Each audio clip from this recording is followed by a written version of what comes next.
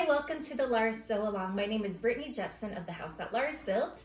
And I'm Caroline Newman, a resident sewing expert at the House That Lars Built. We've done a craft along for the past 2 years. The first year was our nativity set and the second year was our heirloom photo ornaments. This year we wanted to try out something different and also raise money for Nest, which is a nonprofit that supports women in the handworker economy around the world. It's a wonderful organization that we are so thrilled to support. As I've mentioned before on my blog and on Instagram, I pretty much exclusively wear dresses. And now that we've been coming out with our own designs for fabrics, we thought what better way to showcase our designs than to make a dress. So we worked really hard on creating a pattern and I want to hear all about it.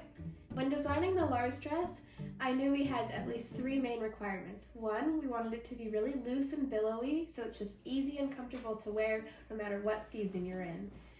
2, we knew it needed to have pockets. That's an absolute non-negotiable. And 3, we wanted it to be something where the design was simple enough to let our fun prints from Spoonflower really speak for themselves. A lot of our readers have expressed interest in learning how to make a dress, and so whether you know how to sew or not, this is a great opportunity to make a dress all together, and if you have questions, to ask so we can get you making an amazing Lars dress.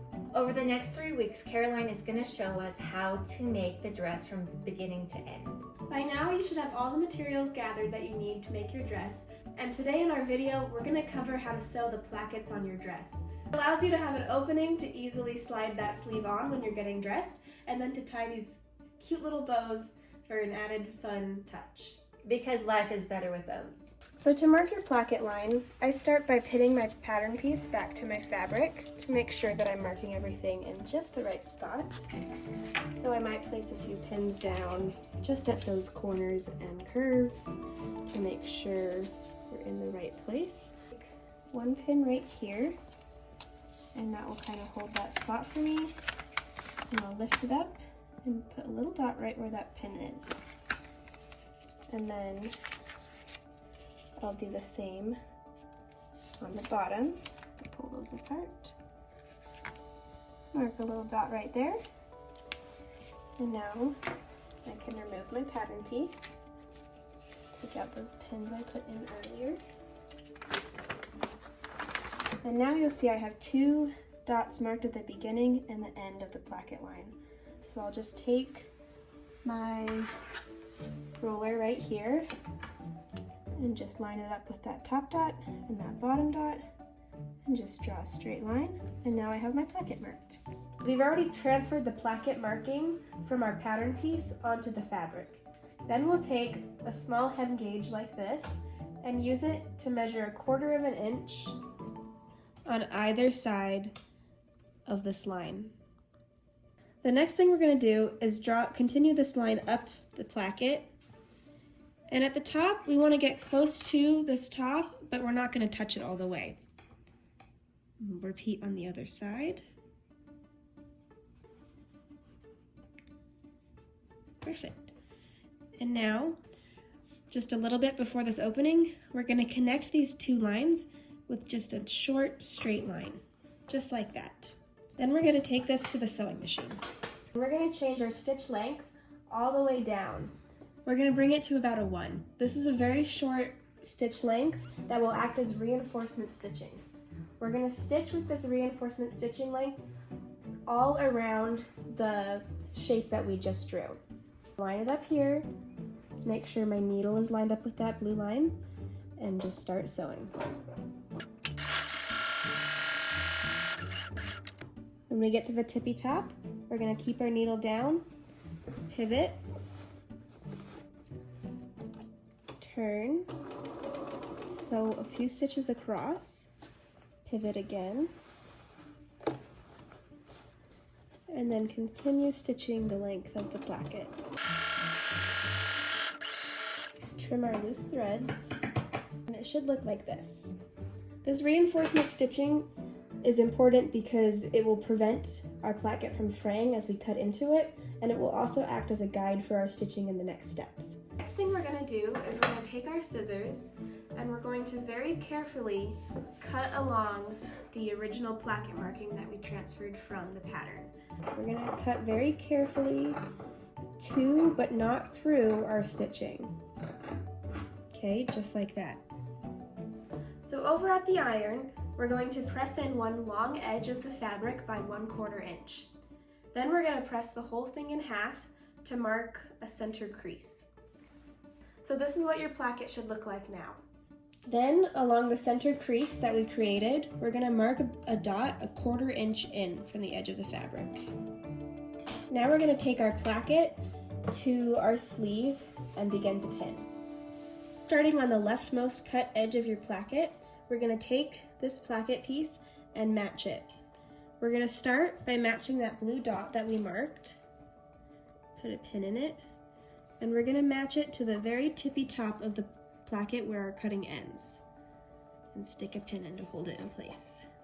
Next, we're gonna take the cut edge of the placket and match it to the cut edge of our strip. We're gonna match them together perfectly so they meet at that edge, and place a pin there. Okay. You wanna make sure that your placket piece lays nice and smoothly so that there's no creases or wrinkles. We're gonna sew all the way down here to where our cutting line ends. I'll meet you at the machine. We're gonna make sure that our stitch length is back to about 2, and we're gonna line up our sewing machine foot so that we're gonna sew right along or just to the outside of this reinforcement stitching line. You can back stitch right here.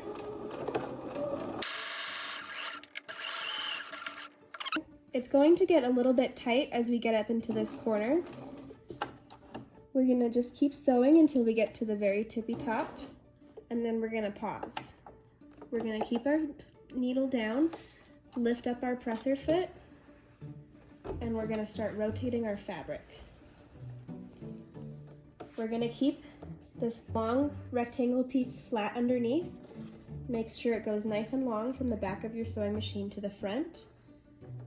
And then we're going to carefully match the edge here to the edge of the placket. And then you can choose to just hold this in place. You can choose to put a pin in there. And then we're ready to keep sewing down.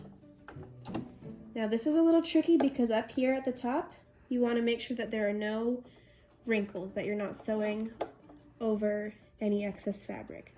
It might take some maneuvering, but trust me, it's possible.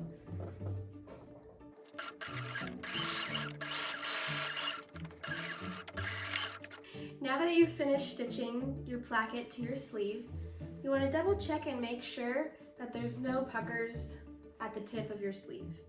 Mine looks really awesome, and so I'm ready to move on to the next step. The next step that we'll be doing is we're going to smooth out our placket so it's nice and straight, just like this. Using this 1/4 inch that we've already pressed in, we're going to roll this edge over to cover our stitching from the previous step. Because we pre-pressed it, it creates this nice clean edge.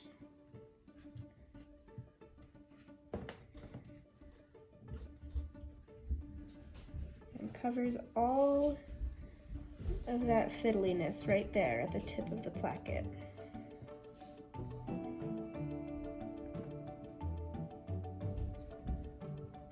You might choose to do this with your iron instead of using pins, and that is totally okay.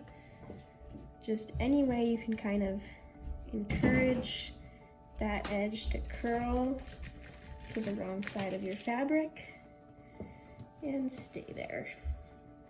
And again, we just want to make sure that every last stitching line is covered.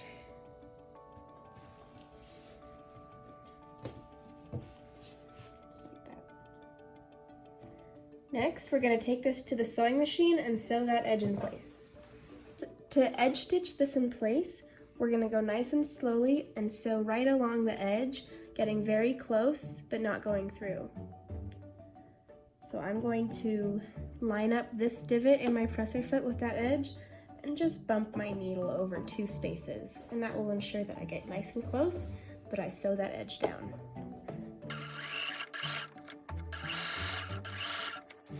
When we get here, we just need to readjust and keep going.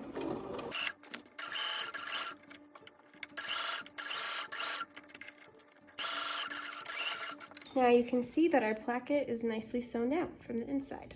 Now that you've sewn your placket in place, the next thing to do is to hold it like this with the right side facing out and fold those two edges in together. We want to make sure that it's lined up at the bottom of the placket and just kind of pinch it right here. The final step of our placket is to sew a diagonal line along this corner up here. This diagonal line will start at the very tippy top of our stitching and go for about 1/4 of an inch up on this folded edge.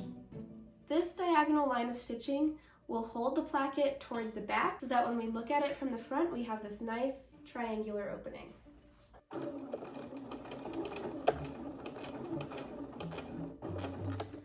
It's helpful to backstitch a couple times across here.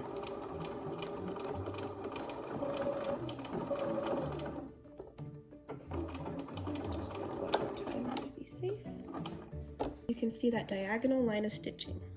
Now, when you look at your placket from the right side of your fabric, you'll see this beautiful opening that meets at the top and forms this beautiful V shape. Together, we've sewn a beautiful placket. You'll need to repeat all of those steps on your second sleeve before you're ready to move on to the next section. We'll see you later.